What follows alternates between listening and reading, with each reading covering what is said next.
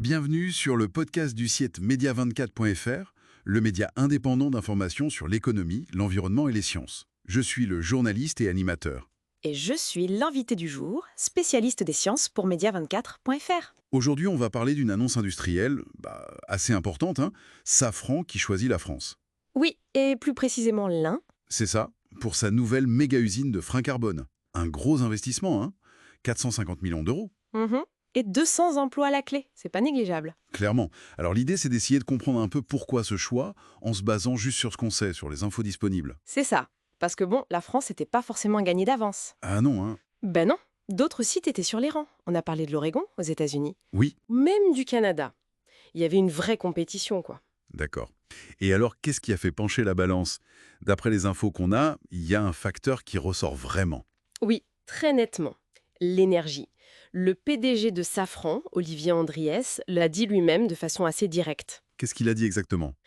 Que l'énergie, ça pèse pour environ 30% des coûts de production de ces freins carbone. 30%. C'est énorme. Oui, c'est considérable. Du coup, c'est pas tant le coût immédiat, même si ça compte. Mais plutôt la stabilité, la prévisibilité. Exactement, le coût, oui, mais surtout la garantie d'avoir de l'électricité de façon stable et sur le long terme. Ça, apparemment, ça a été décisif, plus que d'autres facteurs. Et c'est intéressant parce que ça place la France dans une position différente. Peut-être.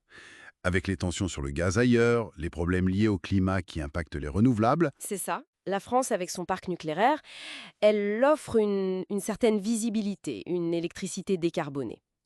Et la capacité surtout de négocier un prix sur la durée. Et c'est là qu'EDF entre en jeu, j'imagine. Tout à fait.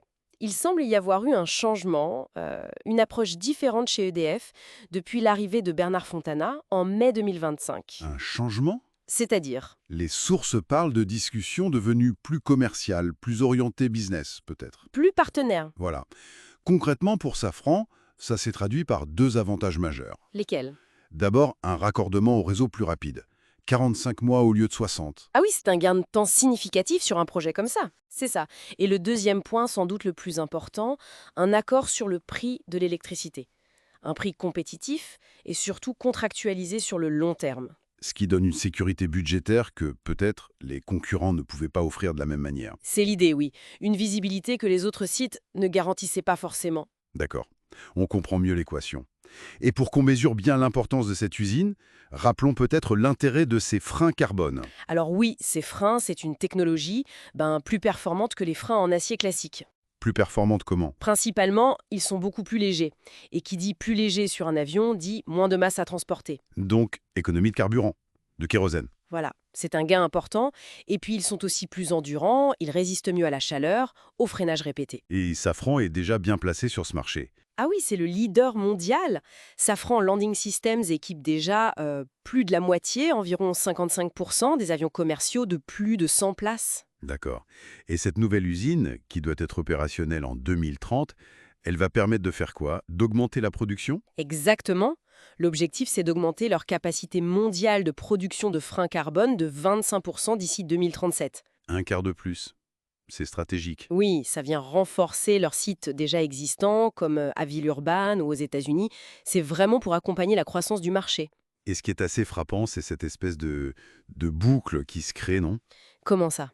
On utilise une énergie française, nucléaire, donc décarbonée, pour fabriquer des pièces qui elles-mêmes vont aider les avions à consommer moins de kérosène, donc à moins polluer. Oui, c'est tout à fait ça. On parle parfois de cercle vertueux. C'est un argument qui a été mis en avant, cette cohérence, utiliser du bas carbone pour produire une technologie de décarbonation. Bien sûr, il n'y a pas que l'énergie. Il y a eu aussi un soutien politique, des aides publiques. Le président Macron a salué le choix. Oui, il a parlé de choix de souveraineté, de décarbonation et d'avenir.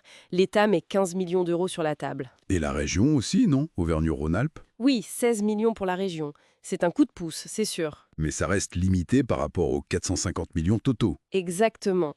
Et ce qui ressort des informations, c'est que même avec ces aides, si l'offre d'EDF sur l'énergie n'avait pas été là, compétitive et stable, le projet serait sans doute parti ailleurs. Donc l'énergie, c'était vraiment le nerf de la guerre sur ce dossier. C'est ce qui semble ressortir très clairement, oui. Donc pour résumer un peu tout ça, la décision de Safran pour son usine dans l'Ain, ça montre bien comment l'accès à une énergie décarbonée, stable, et à un coût disons maîtrisée, redevient un vrai atout pour attirer l'industrie en France. c'est ça.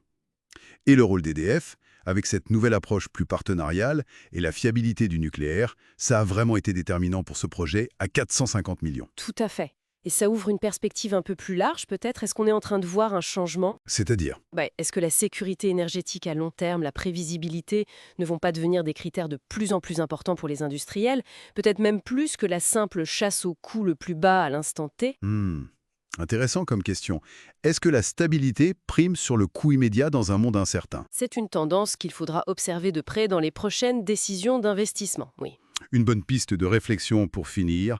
Merci pour votre écoute et retrouvez plus d'actualités sur media24.fr.